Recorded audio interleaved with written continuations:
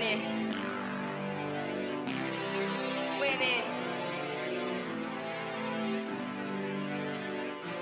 What's up? It's your girl Tisha Campbell, and you're tuned in to the Hot Zone on Legend of Tunes with DJ Mosby. What's going on, everybody? Man, Sugar International DJ Most Precious here for all new in the Hot Zone, and it is an all new in the splash, explosive interview with my special guest we have today. She goes by the name of Selina Albright, and she has a Selina Albright story to tell you. And I am grateful to be the one that's giving it to you here on the Hot Zone. Everybody, let's make it happen. Put your hands together, make some noise, sit back, sip wine, whatever you choose to do, because we about to get it in the Hot Zone with Selina Albright. What's happening, Selina Albright? I'm good. I love your energy. I'm in a whole 360 for what we just sure, yes. I mean, that came up real fast. I'm in action mode. Action. Yes. Oh, we're here today to talk about your single, of course, Dishonest Smile. But outside of that, let's dive into who you are and your extensive bio, which is like 4 or 5 paragraphs long. Let's dive into it to the best of our abilities here in the Hot Zone today. So before we tap in, where are you located? Where are you originally from? And how has the change been from that location to the new location? I live in Denver, Colorado now, but I'm originally from Southern California. I'm from LA, born and raised, California. Hey, no party. So you started dancing before I already know where you were going. I'm a DJ. Yes. I get it.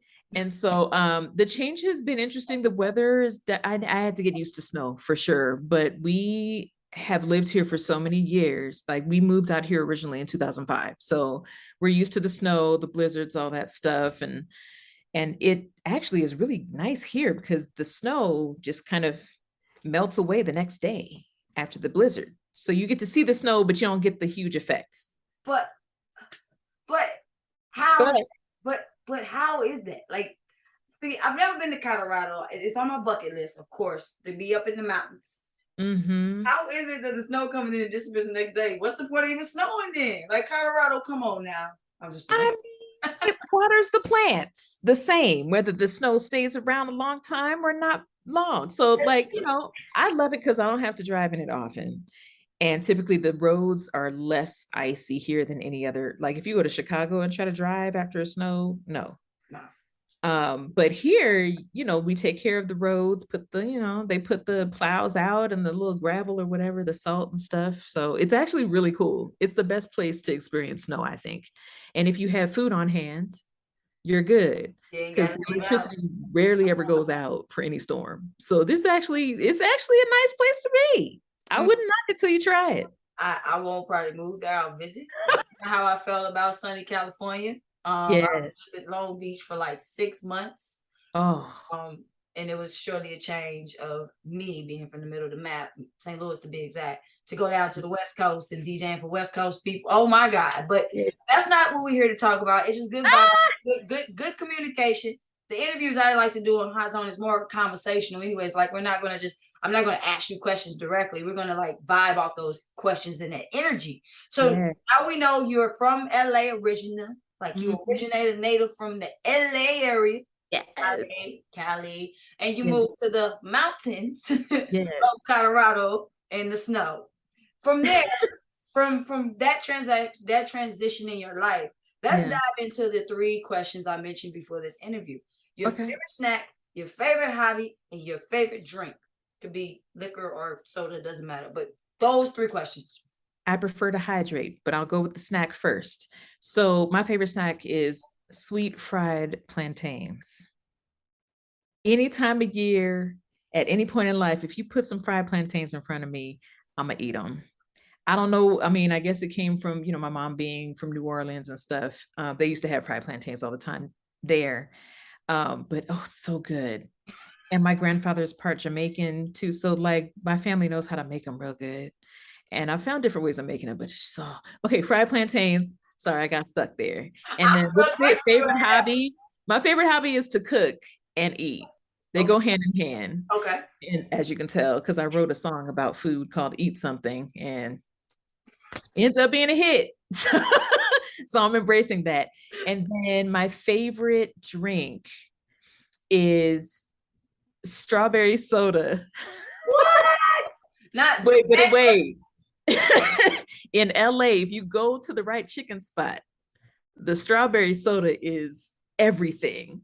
Everything. You're gonna have to tell me that off sidebar, which is the spots to go, because I will definitely be back in the West Coast, and I would need a good tour guide. I went to the Hollywood Stars. I seen a little bit of the Hollywood. I didn't get enough time to walk the whole strip. I went to the Hollywood sign.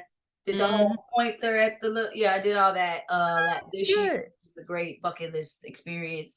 As we break your interview up in those three: plantains, sweet fried plantains, and then strawberry soda and cooking.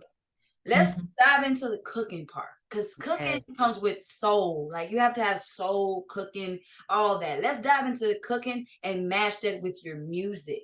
When did you develop, or when did you realize music is you? Ooh. Okay, so when I was 2 years old, I was singing on key already in the crib. And my parents were like, okay, she might be a singer. So my mom would sing church hymns with me. My dad is a musician too, so he would teach me some things about rhythm and pitch.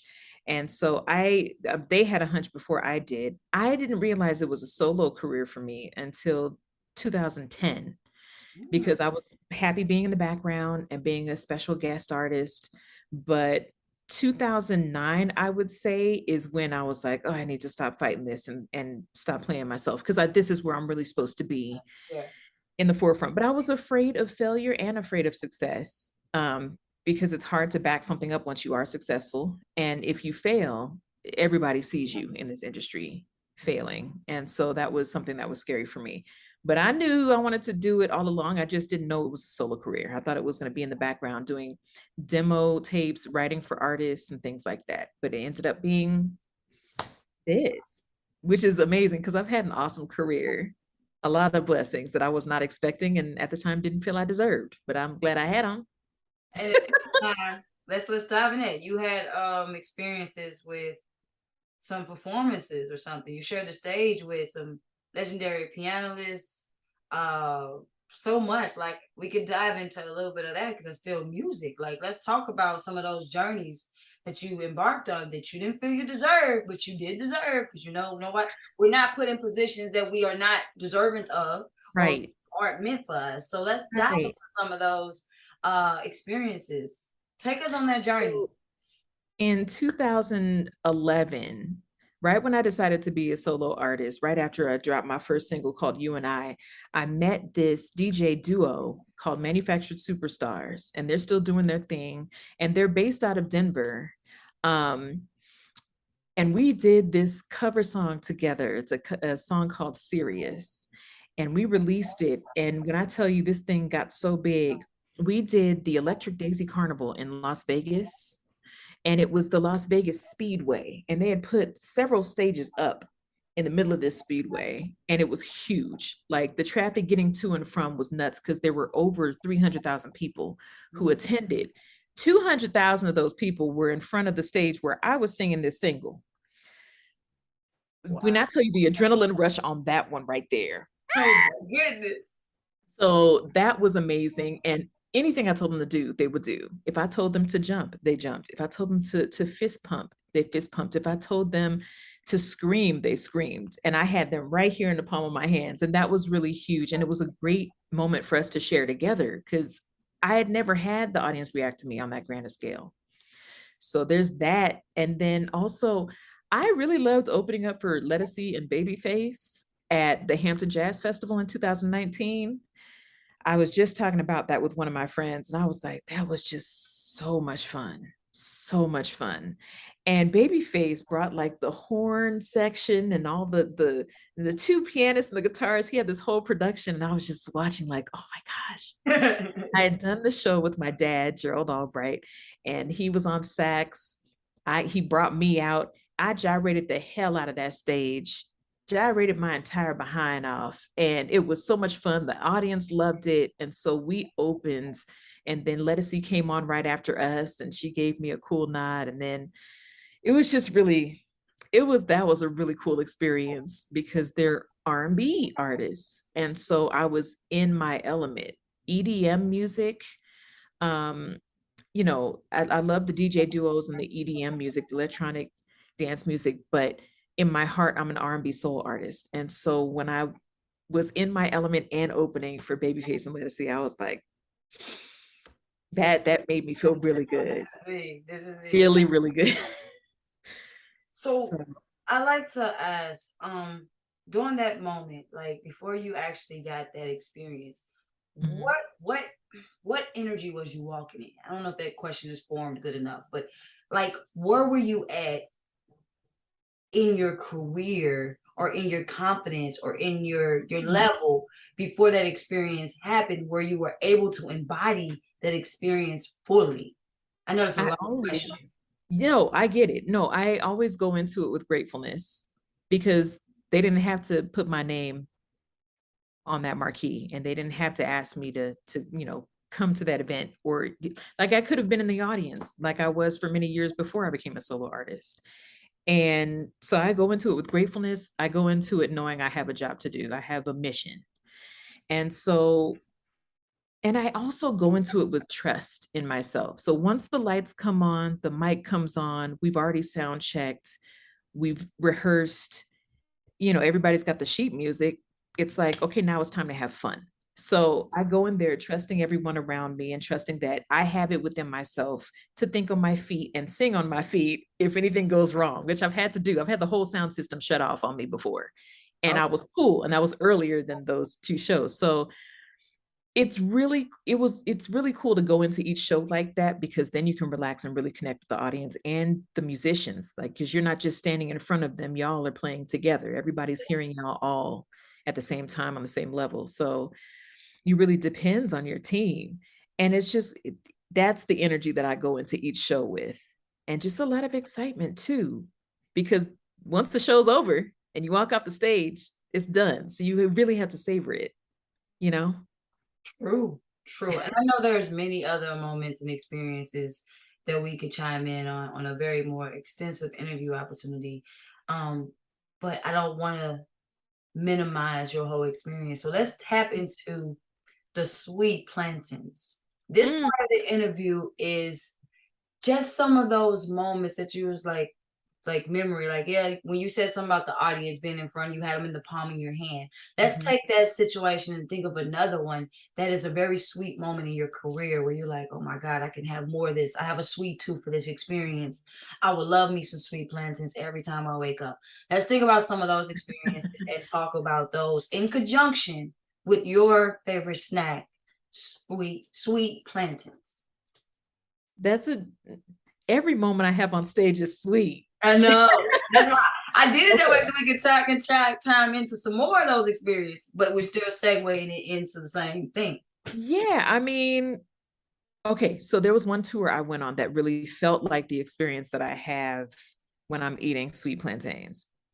So I went on it was a 26 show, 30-day tour. It was How many exhausting. days? 30 days. Oh, I thought you said 3. I'm gonna say, how do you do 26? No, that would be impossible. Well, not impossible, but 30 days, 26 shows. So it was practically every day we were doing a show, and sometimes two shows in one night. And it was the Dave Cause Christmas tour.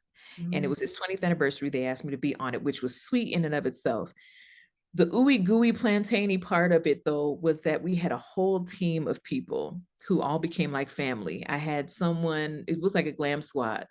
So I would do my makeup and hair, but literally I had someone to zip me up into my dress, and she had steamed my dress for me.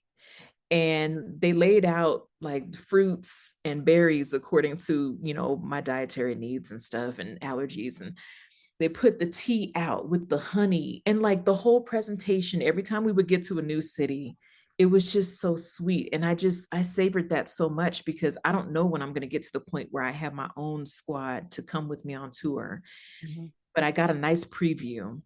And every time I got back, oh, we got to ride a tour bus too, which was fun. Every time I got back on that tour bus, I had all my sweets. Now I couldn't, there was There was a stove, but it was mostly microwavable stuff. I couldn't have my sweet plantains on there, couldn't fry plantains, but I would make myself a chocolate mug cake each night. Yeah. And I know how to make them from scratch. So I had my little kit and I would put that in there and I would go back to my little bunk and just be eating. And that was an ooey gooey experience for me. And then to get to dress up in 4 dresses, we had 3 costume changes, 4 dresses, depending on, the string of music and what album it came from and whether I was doing my solo work or not. And when I tell you, it was just the best. And we had time, since I didn't have to rehearse because it was the same band traveling with us, we actually had time to enjoy each city that we were in. So I got to savor that, savor where we were, savor being on stage. The audiences were amazing. The show was bomb, of course, because, it's Dave Cox. Are you familiar with him? Not really. I shouldn't have put you on the spot like that. I'm sorry. But I'm okay. I'm a student to art. I'm a student to the entertainment, student to media. So I will really take this experience, dive more in your bio, and Google half these people that I do not know of. Yes. I'm glad you took that so well. But Dave Cobb is a jazz saxophonist, just like my dad is. So it was cool. It's kind of comfortable to be with him and everybody else who was on tour. And, we got to do yoga each morning with the staff. Like the whole team, the whole crew was ready to go all the time. We got centered. It was great. And it just made me feel the same way I feel when I eat sweet plantains. It brings me back to center because I grew up eating sweet plantains. And so it was a very at-home, comfortable feeling. Did I answer that correctly? Did I connect them the way I was supposed to? No, you answered. So this is the thing, like a lot of interviews aren't prepped. Like you don't know what I'm going to ask or how I'm asking it and how. So you're on the spot every question, by the way. You're explaining a well experience because I don't want my interviews to be predictable. Like I don't. Oh, I know. Every interview is the same. No, it's not. The only thing the same is those 3 questions, but how I form them to make sense to the person is different every time. I love it. Sweet plantains, gooey, but you dived into it exactly the way it is. Even with the food, because it kind of tap into a little bit the same. Yes. But now we're strawberry soda. But before we get to strawberry soda, this is when I bring in the topic of your song, Dishonest Smile. We're going to talk about that, who produced it, like the purpose of it, the thirst of your song. The thirst. Oh, so like this is strawberry soda part of your interview. So like we want more. We want to know more about this song. We're thirsty for what Dishonest Smile is really about, who produced it, where it come from, is it on the project? That type of era is where we at, because this is the kind of the ender part of the interview, and I want to make sure we definitely talk about Dishonest Smile. And the project is on the label.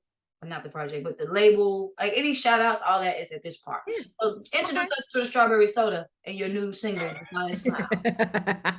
Okay, the place you need to go to get strawberry soda is Church's Chicken, if it's still available. It's Southern California, but either way, because you asked that earlier. Yeah. Dishonest Smile. So there were only 4 people involved in this whole record from A to Z.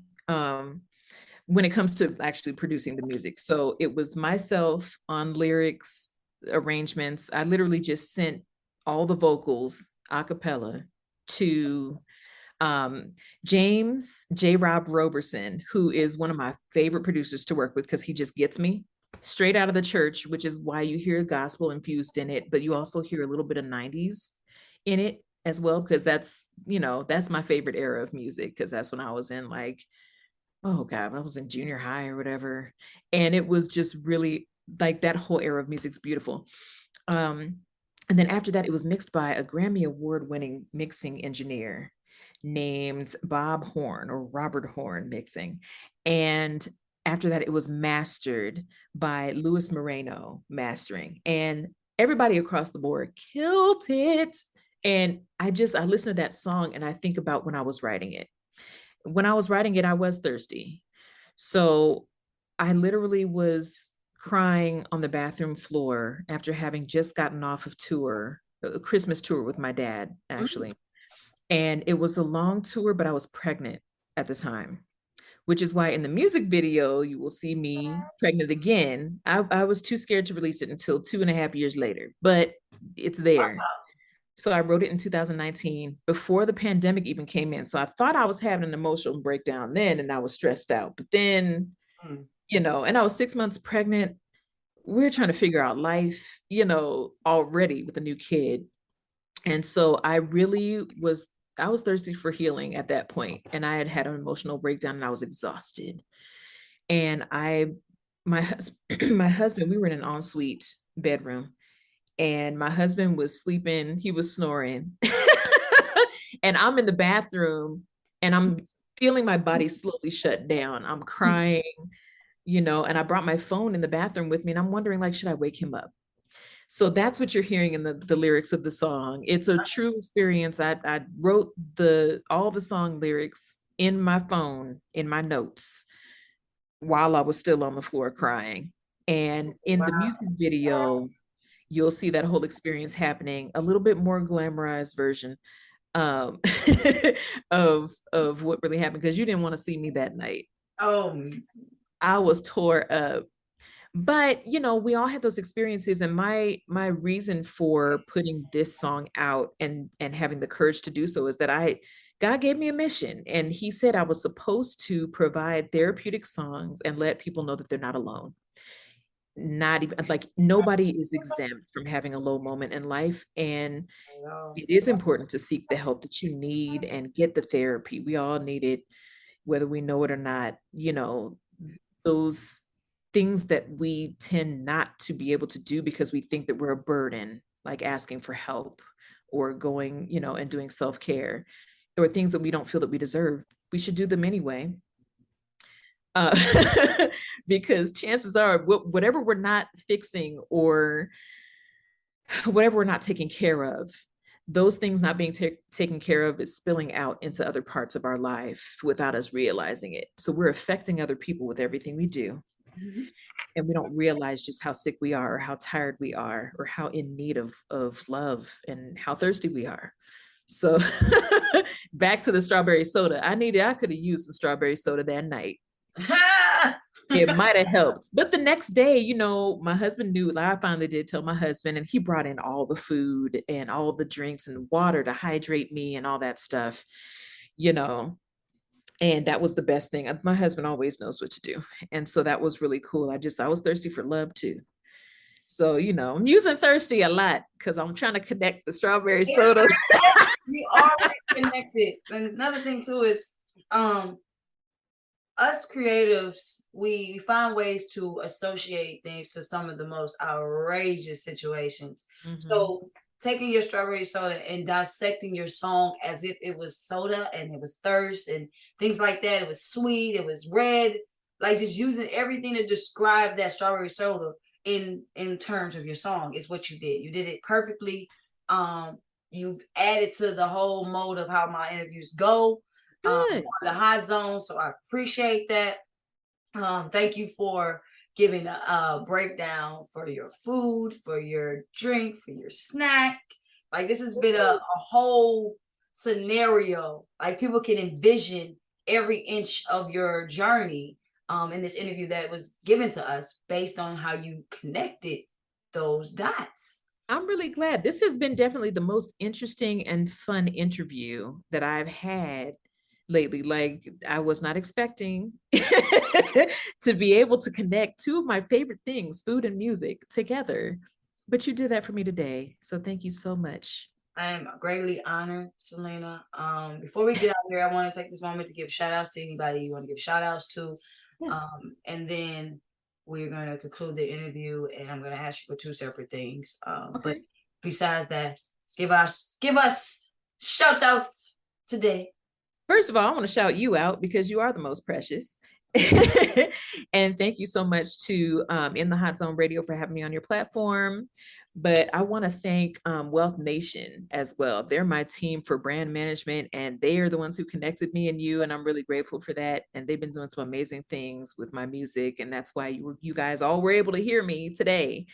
I want to thank everybody who's involved with all of my music. And it's a long list of people, but we don't have the time, but you know who you are. And I'm so grateful to have a team of geniuses around me. And I also want to thank my family because my kids get to go with me all over the place, but that can be a lot of transition.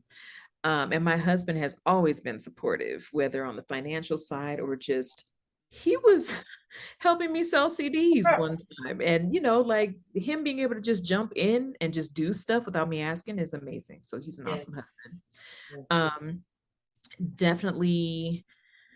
Oh, I got to thank God, of course, because he's the reason all this stuff is happening. He's the reason I'm here, because I almost was not here. Literally just 5 weeks ago, I almost lost my life. So I want to thank him for preserving me and helping me, through all of that and keeping me on this mission. Apparently I have way more to do. So I know I'm forgetting something. However, I know I'm grateful for you because I tell you all the time. Yeah, I have a lot of people to be grateful for. I've been really blessed.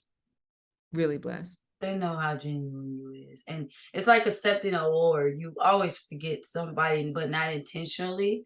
Those who know they're appreciated will always know that and don't expect to be named all the time. Because right people don't need that. That's just, especially when I give them validation on a regular basis. Oh, one more shout out. Den Tran Designs for doing the beautiful album cover. He did my album art for me. He's amazing. So, yeah. What is your album called? I don't think we talked about it.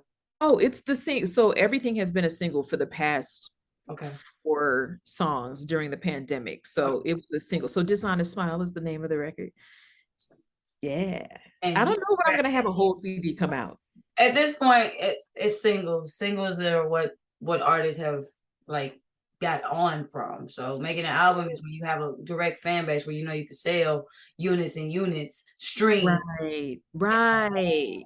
Well, plus, it takes a lot of time. It takes a lot of money, and the creativity has to spark. Mm-hmm. And it's only sparked for specific things. I haven't had a whole body of work of inspiration come out of me just yet, but I've had moments, really beautiful moments, beautifully ugly moments like Dishonest Smile that have come out, and they deserve to just stand alone. I believe. Yeah, a lot of. And I don't want to wait to release it because my fans need some music. But thank you so much for having me. This has been really fun. It's been a great honor, Selina Albright, and honored to have you here in the Hot Zone, powered by MPP Studios, Legion of Tunes Radio on iHeart, and mostpreciouspromotes.com. It has been a great honor. We're not done. Please keep me tapped into whatever else you have going on. We're going to connect on social media. I'm going to get with you in the sidebar, but it's been an honor. Thank you so much for. I'm honored too. Thank you. Hey, everybody, it's Selina Albright here. Thank you so much for listening in to In the Hot Zone with DJ Most Precious. And this is my song, my new single that I wrote crying on the bathroom floor for you to know that you're not alone. It's called Dishonest Smile. This is another Great DJ exclusive. DJ Most Precious exclusive.